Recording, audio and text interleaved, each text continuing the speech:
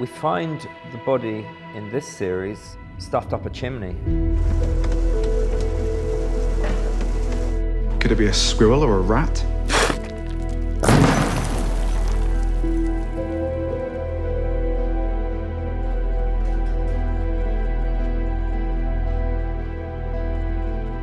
When we were making series 4, I had resolved that it would end with Cassie dying. Then, as often happens, something just pings into your head and I suddenly realized, oh, I've got an amazing story that would completely suit the Unforgotten world.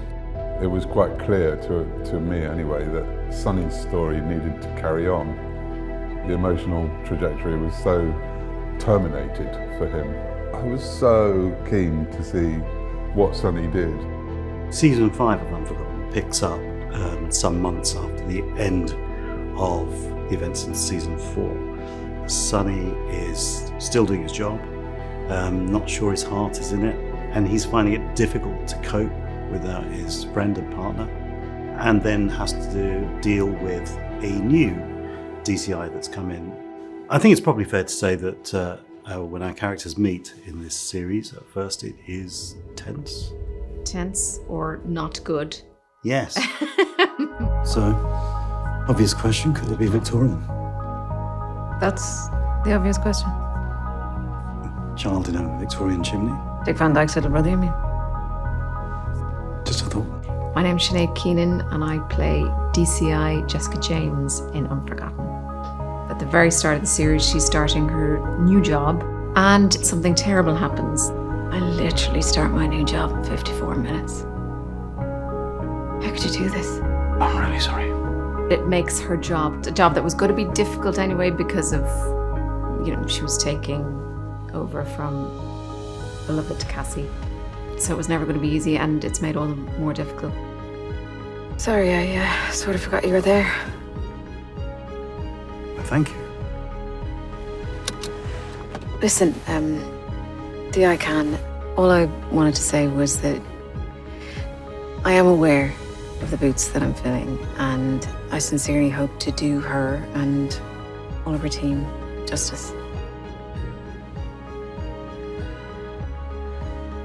Yeah, of course. They're both arriving with some form of emotional baggage to deal with. Which makes them not quite lock horns. No. But bump off each other. This isn't therapy, DCI Can. This isn't your chance to somehow... Look, I don't know. I am very sorry for the woman who died, but the case is closed. As of now. Sinead, I'm sure, was very aware of the big boots that she had to fill. We went for lunch with her at the beginning, and one of the other executive producers asked if she was scared, and she said, I'm terrified. I was a fan of the show, which made it even more weird and daunting. My agent rang me saying that people from Unforgotten had been in touch, and my immediate response was, no, thank you. Because I was at this, who's going to do that job? Who's going to follow Nicola Walker? Some idiot. No, it turns out I'm the idiot. There was a few of us in the mix, and the other two obviously weren't available. Yes, it was down to you, Ray Winstone. It felt like she fitted, but she'd also be completely and utterly unique. I never worried about a single thing she did. No, she didn't put a foot wrong. She did not put a foot wrong. I think what's interesting actually is that, our experiences of working with Sinead coming into the cast and the character's experience of Jess coming to work in the thing absolutely mirror. And it's a really interesting place to be because everyone is trying to kind of, discover who each other is and, what your boundaries are and what your limits are and how you get on. And we're kind of doing that as actors and doing that as characters.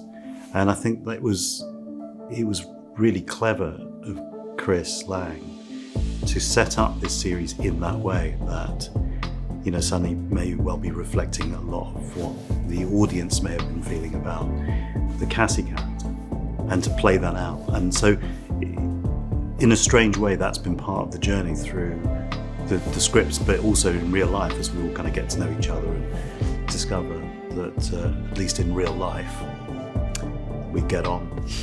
Not saying anything about the script. Did you apply for this job, DI Khan? No. But it was offered to me multiple times. In fact, they begged me.